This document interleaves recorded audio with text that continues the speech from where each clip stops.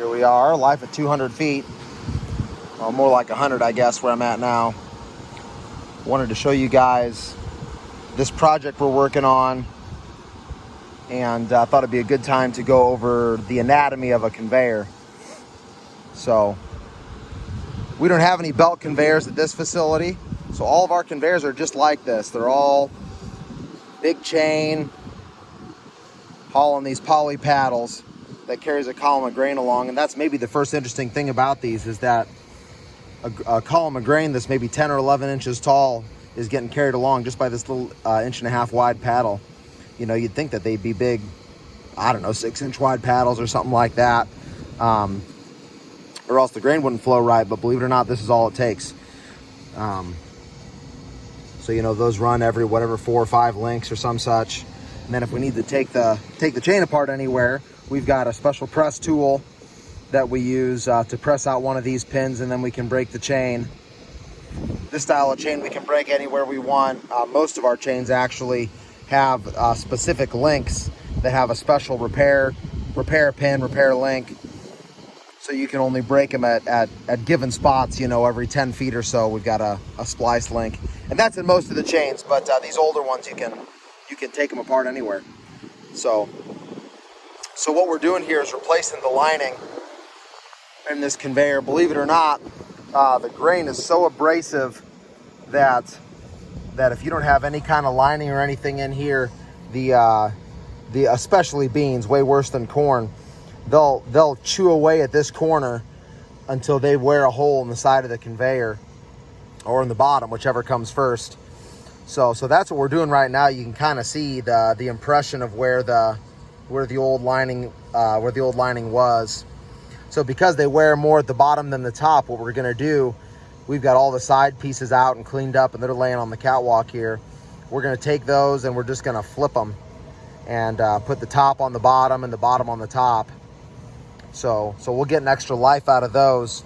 For the bottom, we're gonna lay a new layer right in on top of this one, because there's some spots where it's wore pretty good, but we didn't want to go through all the work. We'd have to break the chain in a couple of different places and everything, and it would be a ton of work to try to get that layer out. So we're just gonna put a new layer right over the top of it. So we've got that on order, and that'll be in here in a couple of weeks, and then we'll go to do that. Then the sides, like I say, we'll flip those and weld it all in. So maybe I'll get some good video of that. So that's kind of the project. I'll show you what we're working with here for lining. It's down here at this end.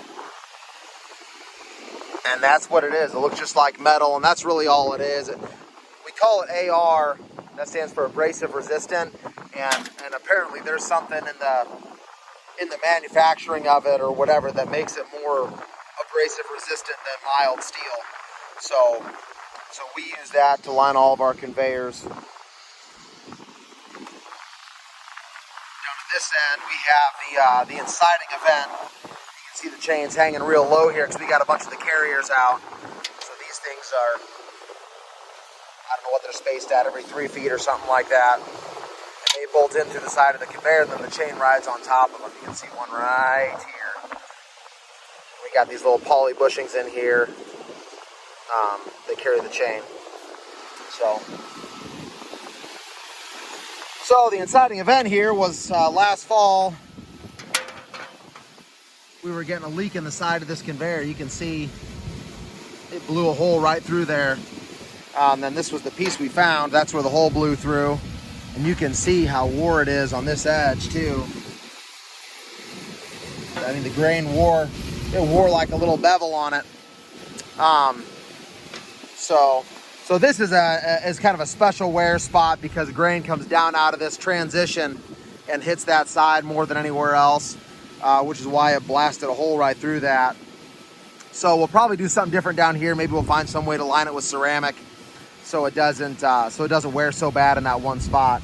But it was when we opened it up and started looking at this, we were checking some of the other spots on the AR and found a couple of wore spots and thought it was just time to redo all this lining. So back here you can see there's the tail shaft. We call the front and the back of the conveyor the head and the tail. And so the tail is always the idle end, and then the head always has the motor attached to it. So you can see the chain turns around this sprocket. Sprocket's attached to the shaft, a couple of bearings. And then down at the head, we've got the motor and the speed reducer.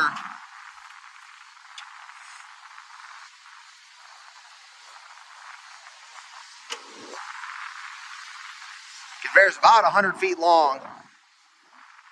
The AR is going to come in 10-foot sections, so we're going to have, 10 on the bottom and 10 on each side. So there's the motor, and the speed reducer's belt driven behind that belt guard. One thing that somebody's going to mention probably is that this ought to be locked out and tagged out for us to be working on it, and they would of course be right. My understanding is that if you've got a disconnect in line of sight, that you don't have to have a lock on it. So we do not have a lock on it. We run a real small crew here, so all three of us are aware of this, and wouldn't start working on it without first checking and making sure that nobody's thrown this on. So that's our protection that way.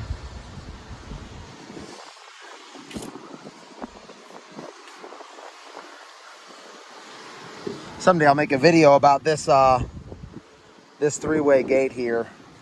It's probably the most confusing gate situation we've got in the plant.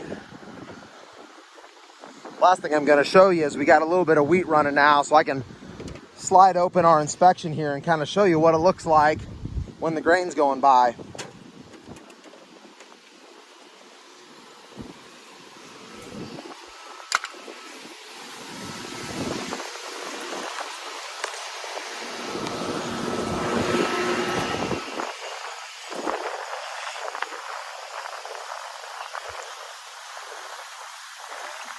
There you go. There's the pit 1 and 2 legs right there.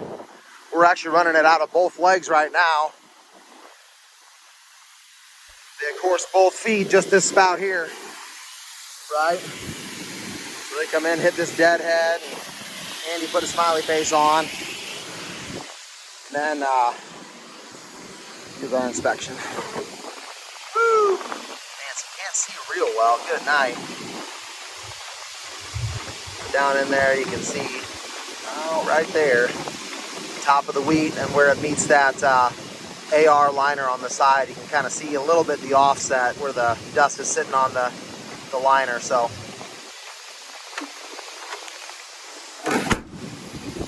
yes, that's it for this one. Yeah, not a lot else to say up here. Thanks for watching.